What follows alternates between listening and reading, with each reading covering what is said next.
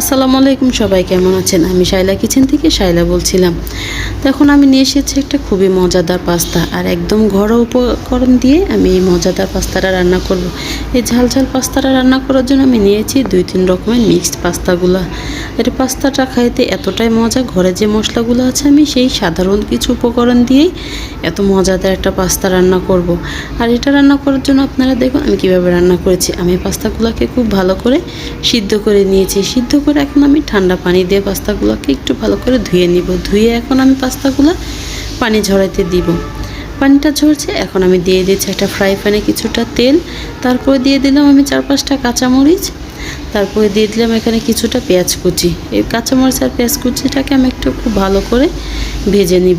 চলে এসেছে কিছুটা টমেটো কুচি। টমেটোটা আমি আরও কিছুক্ষণ পরে দেবো। পেঁয়াজটা ভালো করে ভাজা হওয়ার পরে আমি টমেটো কুচিটা দিয়ে দিব।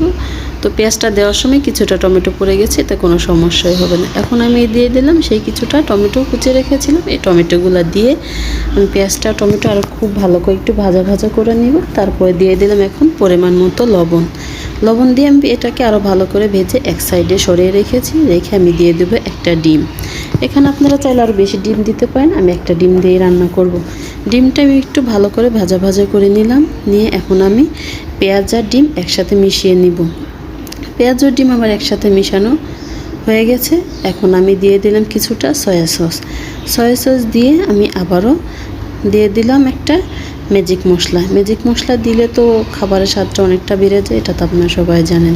এখন ম্যাজিক মশলাটা দিয়ে আমি খুব ভালো করে নাড়াচাড়া করার পরে দিয়ে দিলাম আমি কিছুটা মেয়োনিজ। আর মেয়োনিজটা দেওয়াতে আমার পাস্তাটার স্বাদ অনেকটা বেড়ে গেছে।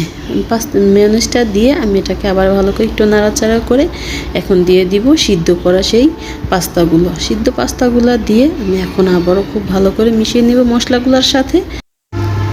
আস্তে আস্তে নাড়াচাড়া করে মশলাগুলোকে খুব ভালো করে মিশিয়ে নিতে হবে, যাতে কোথাও ফাঁকা না থাকে জায়গাগুলো। এই জন্য আমি আস্তে আস্তে নেড়ে চেড়ে খুব ভালো করে মশলাগুলো মিশিয়ে নিয়েছি। এখন রান্নাটা আমার একদম শেষ পর্যায়ে। এই যে হয়ে গেছে আমার খুবই মজাদার একটি ঝাল পাস্তা। আর পাস্তাটা খেতে খুবই অসাধারণ হয়েছিল। বাড়িতে যে কোনো সময় আপনারা রান্না করে খেতে পারেন, আর বাচ্চা থেকে বড় সবাই খুবই মজা করে পাস্তাটা খাবে। যারা এতক্ষণ আমার পাশে ছিলেন তাদেরকে জানাই অসংখ্য ধন্যবাদ। যারা ফেসবুক থেকে এই ভিডিওটি দেখছেন তারা ভিডিওটিতে একটা লাইক করে আমার পেজটিকে ফলো দিয়ে পাশে থাকবেন। যারা ইউটিউব থেকে দেখছেন তারা ভিডিওটিতে একটি লাইক দিয়ে চ্যানেলটিতে সাবস্ক্রাইব করে পাশে থাকবেন। আর যারা অলরেডি এই কাজটি করেছেন তাদেরকে জানাই অসংখ্য ধন্যবাদ। আপনাদের সাথে কথা বলতে বলতে আমার পাস্তাটা একদম রান্না হয়ে গেছে। আর আপনারা বাসায় এটা অবশ্যই ট্রাই করে দেখতে পারেন। আপনারা সবাই ভালো থাকবেন। আসসালামু আলাইকুম।